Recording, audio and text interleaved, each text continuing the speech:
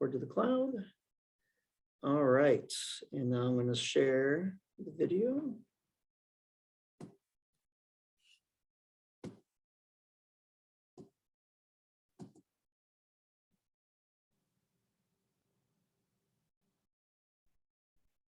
All right, there you go, Lori. Alan's also my tech guy too, because I don't know about this tech stuff. So bear with me, everybody. I think I'd be good at these Zoom calls, but anyways, thank you, Alan. That was a really nice introduction. But thank you for joining us. This is our second in our wellness webinar series for Exercise Medicine. And as Alan said, tonight's topic is going to be on the benefits of wellness coaching. And I'll be your presenter. And as Alan said, I am a staff physical therapist at OSU Wexner Medical Center in sports medicine physical therapy. I'm at the Healthy New Albany location, but I am also, I wear a different hat. That's my expert hat. My PT hat is, my expert hat's my PT hat. And then I'm also a health and wellness coach. So I've been doing that for 6 years. And I do individual client coaching as well as group coaching through Healthy New Albany and the OSU Health and Fitness Center, which is all located here at the Heights Center. So before we get started or too far into it, I wanted to get an idea. I'm just curious how many people that are joining us tonight know anything about wellness coaching, or maybe you've even worked with a health or wellness coach. So let me see if I can figure out to do the poll here.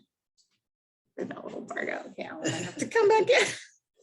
Yep, so now it's up at the top, and then we can just Okay. Oh. Thanks for hanging in there. Yeah, absolutely. All right. Okay, so there's a poll that you should see. Hopefully you guys all see that, but I'm just curious, yes or no, if you have, oh, great. Okay, so it looks like 5 out of our 7 know a little bit about it. 6. Great. So majority of people have heard of it. Great, that's awesome. When I looked into becoming a health and wellness coach, I really didn't know much about it. So yeah, hopefully you'll learn a little bit more. And for those 3 of you that have not heard of it, that's what our objective is tonight, is to give you a good understanding of the benefit of wellness coaching. Okay, let's see if I can get out of that. Stop sharing. There we go. Okay. Alrighty. So as Alan mentioned, wellness coaching is part of the Exercise Medicine program.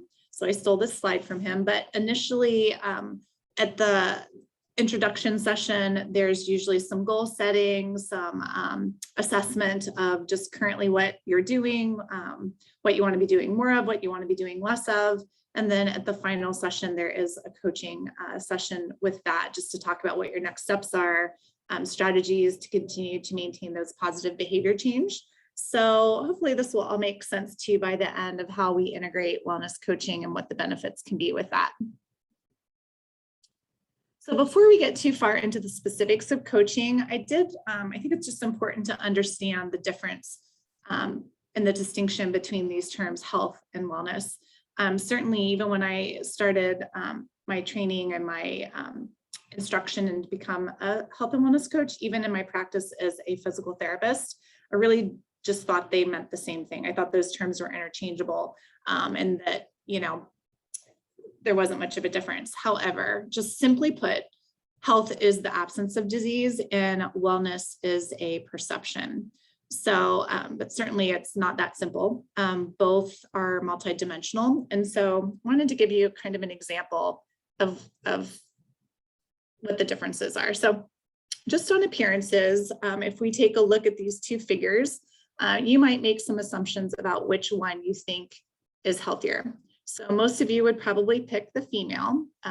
She looks young, she's thin, she's obviously physically active. It looks like she jogs, she exercises. So you might assume that she is living well, but yet she wasn't. So she was dealing with a lot of chronic pain. She had a lot of stress in her personal life, and she was overtraining. She was anorexic and smoking, or how she was managing her stress. And then there's the gentleman on the right. So you can probably make a guess as to what his medical history may be. Arthritis, he's obviously got some mobility issues. He's walking with a cane. So perhaps he's had a total hip, total knee replacement, maybe high blood pressure, heart disease. If he's overweight, he might have type 2 diabetes. So you might assume that, he's got a lot of issues. This gentleman reminds me a lot of my patient, George, and he had a lot of chronic pain, a lot of those chronic diseases. So on the continuum, if you thought there was a direct correlation between being diseased and feeling unwell, then George's quality of life, you'd assume, would be pretty low, but it wasn't. So what is the difference if it isn't just their medical histories or their physical health dictating how well they are living? So there are so many aspects, these dimensions of wellness that affect someone, whether someone is living well, that affect how a person experiences pain or dysfunction. So obviously this past year and a half, we've all been living through a pandemic and we're not through it yet. But certainly this time has impacted all of us and impacted our well-being. So certainly from a physical standpoint, we were knocked out of our usual routines. If we were used to going to the gym where we had our favorite yoga class or exercise class, we weren't meeting with our tennis league anymore, playing golf with our friends. People began working from home. So a lot of us became much more sedentary. Certainly from the social aspect of it, we were separated from friends and family. So we just didn't have our support system there. And we adapted and we were meeting over FaceTime and Zoom. But it's just not the same. So, and then certainly psychologically, I know personally, clinically in my practice, we're seeing a lot of stress, and as a result, a lot of depression and anxiety, and certainly that manifests itself physically as well. So getting back to our example, in the case of George, he was highly motivated to become as functional as possible. He has a lot of grandkids, so he wanted to be able to go to all their sporting events and activities. And he had an awesome support system. He had friends, family. He was very active at church, and he was very knowledgeable about his chronic medical conditions. And he wanted to know what all and learn what all he could do to manage his pain. And he was one of those that I referred as a physical therapist. We can refer in as a continuum of care when patients are done with physical therapy. And he successfully completed the exercises medicine program and has continued to do really well. Now, Annie's situation was the complete opposite. She didn't have any of those support systems in place, and she was, not living well. So obviously, the decision to begin the exercises medicine program is a great way to start taking charge of your health and wellness.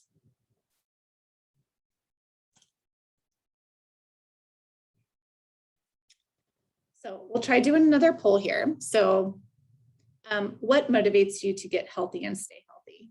So we'll just take a minute here if you would. So let's see here, see if I can figure this out without Alan needing to help me here.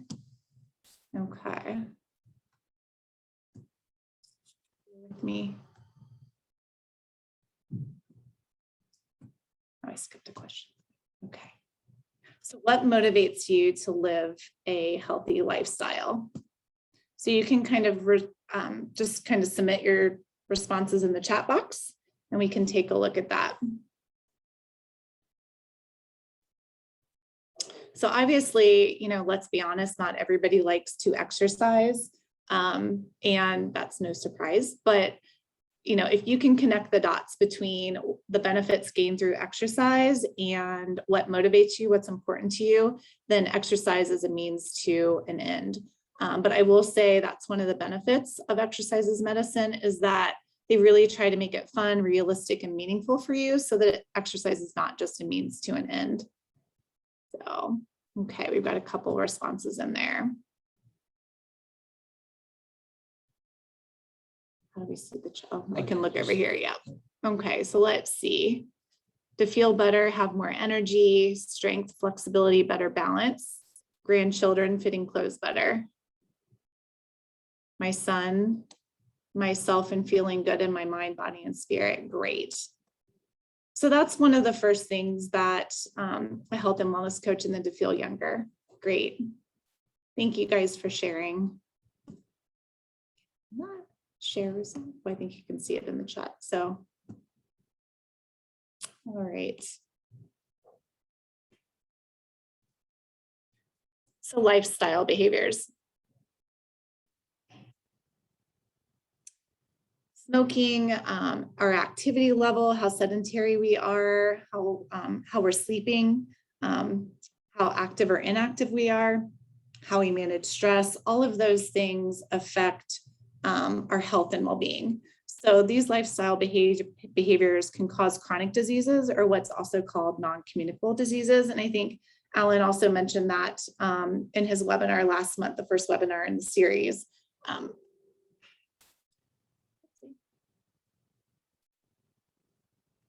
Hang on here. There we go. Okay. So 6 of the 8 top leading causes of morbidity and mortality in the United States are these non-communicable diseases. Number 1 is heart disease. Then there's some forms of cancer, pulmonary disease, stroke, diabetes, and chronic kidney disease. But there is some good news. These non-communicable diseases are preventable, reversible, and prescribing exercise as medicine can be very beneficial in prevention and management of these chronic diseases. So this is the goal. What do you want to be doing more of, or what do you want to be doing less of? Behavior change is what health coaching is all about. Developing good habits, and your coach is there to support you on your journey and helping you to identify how to go along the way. So for most people, this is the biggest barrier. Where do I get started? Where do I begin? So most coaches, as part of that introduction session, will have you fill out some form of a well-being self-assessment, which is a worksheet to help you examine your current habits and behaviors in different areas. So you're kind of highlighting where you're ready to start making positive changes. And we literally, when I'm working with clients, I'll ask them to literally go through with a highlighter and circle those areas that you've identified as planning to make a change this month. And these areas are where you are ready to make a change. And this is all based on, which I'll get to in just a minute, but all of these areas are areas where that are affecting your health and well-being. So obviously it's not realistic to make changes in all areas. So being able to focus and prioritize your energy on 1 or 2 areas really improves outcomes. Like I said, this readiness to change scale is actually based on the trans-theoretical model of behavior change, which consists of 5 stages. And this was based on research done back in the 1980s on smokers and smoking cessation programs. So the 5 stages, the first stage is, I'm not ready. I'm not thinking about it. I'm not at that point yet. Contemplation, you're getting ready. You're thinking about maybe making a change in the next 6 months. And then the preparation is really the green light, the go. This is where you want to focus your energy. You're planning on making a change this month. It's within that scope of that 11-week program of exercise as medicine. So that's kind of where you're prioritizing your energy. And then the last 2 stages are action. I recently started working on this in the last 6 months. And then maintenance, I'm already doing this behavior. One of the many benefits of working with a wellness coach is that your coach meets you where you are, and they help you move from the preparation stage to the action stage as you gain self-efficacy and self-confidence that you can continue then to maintain those positive behavior changes. So what to expect in your coaching sessions. So, and I'll explain each of these a little bit more in detail, but first of all, you're going to get guidance in crafting your personal wellness vision. You're going to establish SMART goals, and then you're going to create weekly action plans and strategies for reaching your short and long-term goals. We help you to recognize barriers and identify strategies to overcome challenges. And then again, motivation, remembering what motivates you, why you're doing this. So on those days when you don't feel like getting up to exercise, you still have a reason to get up and exercise. And then of course, receiving weekly support from the exercises medicine fitness specialists, encouragement, and then accountability as well. So when you're looking to create your wellness vision, you want to ask yourself some of these questions. Basically, you're saying, a year from now, what does living my best life look like? So a couple of questions you want to ask is, who do I want to be? What are your values? What activities do I want to be doing more consistently, or what do I need to be doing less of? What's your motivators? Why does this matter? Why are you doing this right now? Your strengths. What qualities and abilities will you draw upon? And then even reflecting back to say, when have I been successful in the past when I was met with a challenge? And just focusing back on when you were accomplishing some things. So, and for a lot of people, like identifying what your strengths are can be somewhat challenging. So again, this is the support of a health and wellness coach who can help you identify these things, as well as, really identifying what your challenges have been. If you had tried to start exercising in the past or tried to start a diet in the past and you just weren't successful, identifying what the barriers were. And then the support team, obviously your health and wellness coach, your fitness specialist, and exercises medicine are your support team. But then also, is there a friend or a family member, spouse, someone that you share your vision with, your goals with? So it's that accountability piece. And then your outcomes, like what do you want to be accomplishing? What do you want to achieve? So just to give you an example, my vision is that I am feeling energetic and relaxed, and I model a healthy way of life for my family. I'm eating a healthy diet, exercising regularly, and managing stress in a positive way. My primary motivator is to be present for my husband and children and to be able to do the outdoor activities that I love. My strengths are my determination and persistence that I use consistently for work, but less consistently for self-care. My main barrier is that in periods of high stress, I tend to eat sugary snacks and lose my motivation to stay on track with my plan to exercise and eat right. I also tend to isolate myself. My strategy to overcome this pattern of stress response is to decrease mindless eating by taking a break from what I'm doing and either go for a short walk or take a few minutes for meditation. I will engage my family and friends for support. So that kind of gives you an idea of how you specifically kind of go through and answer each of those questions. And then the SMART goals. SMART goal setting is something your coach will also help you do. These are really, if you think of them as just taking baby steps, just small changes towards realizing your wellness vision. So you start with these small changes and then you gradually build upon them as you gain more confidence. And really, it's an acronym, so it stands for specific, measurable, action-based, realistic, and timely. So let me give you some examples with that. So, and your coach also wants you to be successful, so we will use generally a confidence scale to determine if your goals is a good SMART goal. So typically we'll ask you, how confident are you on a scale of 0, where you're not confident at all, to 10, which is like, I'm 100% confident that I can do this. So we ask you, what number would you say? If you don't at least say a 7 or higher, then we're going to ask you and kind of coach you through kind of reassessing that goal and see if you can kind of get it even smaller, kind of scaled down to be more realistic to where you feel more confident that you can at least 7 out of 10 that you're going to be able to accomplish that. So for example, some good examples of SMART goals. I will go to the gym before work at 7 a.m. on Tuesdays and Thursdays for the mat Pilates class. So this is a common goal I see people make when I work with coaching clients. And then my next question is, well, what time do you generally get up in the morning? Along being realistic. And they're like, usually I don't, get out of bed until 8. So I'm like, is it really realistic that you're going to get to a class at 7 a.m.? And then when they think about it, they're like, no, it just sounded like a good goal. So you really want to ask yourself, really want to set yourself up for success. So also, I always encourage my patients or my coaching clients to schedule time for yourself. People are really good about being on time for appointments, for meetings, but yet then they don't take their exercise time seriously. So if this is a goal and you say you're going to be there at 7 a.m. on Tuesdays and Thursdays, then one of the strategies that we encourage them, we're brainstorming because, the coach doesn't do the work, the client does the work, but we kind of coach them through figuring out what strategies will work. And for a lot of people, it's like putting it on your calendar, just like it's a meeting, just like it's an appointment. It's that important. Some of your goals can be preparation or thinking goals. So for instance, if your goal is to be eating healthier or, eating more fruits and vegetables. So maybe your goal will be, I will clean out my pantry of all the sugary snacks and treats on Saturday morning. So obviously, if your goal is to eat healthy, it might be helpful to first get rid of all the tempting treats that are in your pantry. So that can be a goal.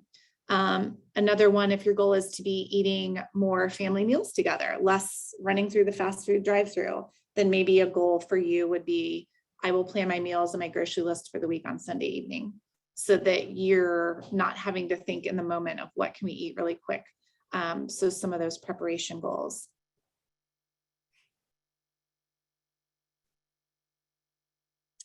And then as you wrap up the 11-week exercises medicine program, as Alan mentioned again at the end, you're going to have kind of a final wrap-up session. And in that session, generally, the fitness specialist will be talking to you about, what strategies did you put in place to allow you to be successful? What strategies can you continue moving forward to overcome things that get in your way when challenges come up? Everybody can kind of move through those stages of behavior change, and we might have been in action and then we kind of fall out of our routine. A pandemic happens, anything, that's the worst case scenario. Also, just reminding yourself, who is your support person? Share your vision and goals with them is always a good idea if you feel comfortable. And then that continuing with the goal setting, that can be something very helpful, a strategy, something that you can use moving forward to continue, whether it's weekly SMART goals or every 2 weeks. And then also just checking in with your wellness vision, make sure that that still resonates with you. And certainly that's something that can change over time as well when priorities change, jobs change, life circumstances change. So you can always rework, because remember, that's your wellness vision. So that's all I have for you tonight. So here's my email address. So if anybody has any specific questions with regarding coaching, feel free to reach out to me, and then certainly we'll take questions, open it up to questions if you just want to type them in the chat box. So thank you for joining us tonight. So I'm going to open up the chat box here and see if there's anything in there. So what does it take to become a health coach? So I am certified through Well Coaches, which was started, it's evidence-based medicine. So it's evidence-based practice. So that's the one that we looked at. There's, I think, Alan, you're certified health well. Yeah. So there was a series of us when we opened Healthy New Albany in 2015. Health coaching was a big part of the center, and we had coaching was part of the packages and things. So there was 3 physical therapists that became health and wellness coaches, our dietitian, Alan's our exercise physiologist. And we selected Well Coaches just because of the fact it is through the Harvard School of Medicine. They do a lot of research into outcomes. And so that's where we went. You do not have to have a college degree. I think it's different, because we're all healthcare providers, we were on a different path because we had a lot of the background because of our bachelor's and graduate degrees. But there is, certainly there's a lot of people out there that are personal trainers that don't have any specific degree, but there are also other certifications that you can get through health coaching. So, you can check those out. And what's the cost for, I don't know if you're referring to what's the cost for the Well Coaches program. It is a little bit costly, and we went through it in 2014, 2015. So I think it has even changed, but I will say it's not as expensive as a college degree. So, and it was about a 5 or 6 month program. But I'd be happy to answer any more of those questions. Like I said, I went through the program a while ago, and then we have to recertify. As a matter of fact, I'm due to recertify this year. I think we recertify every 2 years. Yeah. So College of Nursing at OSU has a program for health coaches as well.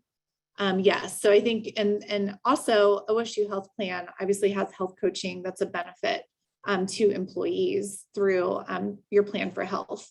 And like if you're on the Virgin Pulse app, so they're great. We've actually done some group coaching sessions.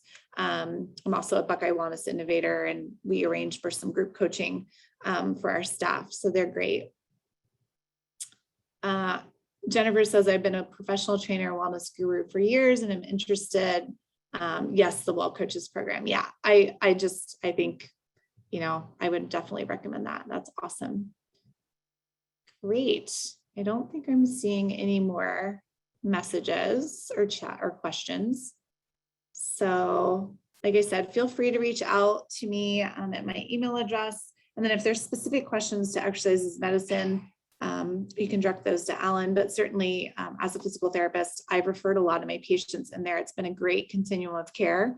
There becomes a point when patients don't need the skill of a physical therapist anymore, but we always advocate for ongoing exercise and activity, that target of getting the 150 minutes a week of physical activity. For most people, that it helps to have some support. It helps to have access to a gym or fitness equipment and just some supervision. It looks like there's one more. Oh, thank you. You're welcome to. Okay, well, if we don't have any more questions in the chat, I think anything else you need to say? Yeah, so I just wanted to say thanks again to Lori for being able to present to us today. As she mentioned, OSU Health Plan, you do have access to the wellness coaches at no charge. You can just go to your plan for health to look at those. But if you're out here, or if you're not working for OSU, Lori is a phenomenal resource, an amazing coach. And if you're on the verge or you've kind of thought about it, please reach out to Lori and ask her about some details and find ways that you could work with her. I love exercising. I try to do it every day, and there's some days where I just can't. And I really have to fall back on these methodologies and these tools from health coaching to get me back to where I want to be. So I can't recommend it enough, and I can't recommend Lori enough either. So any questions for me, please send them to exercisesmedicine@osumc.edu. Anything related to health coaching, please reach out to Lori or one of the health coaches through the health plan. So hopefully we'll see you guys next month, where we will have a registered dietitian and a postdoc researcher discussing about how complicated it is to wade through nutrition labels to pick healthy choices and avoid pitfalls when you're in the grocery store. So please come join us next month, same time, same place. And we will also put these on our YouTube channel. So any other questions, you can keep putting them through the chat box. Otherwise, send them to Lori or I. Thanks, guys. Bye. Thanks.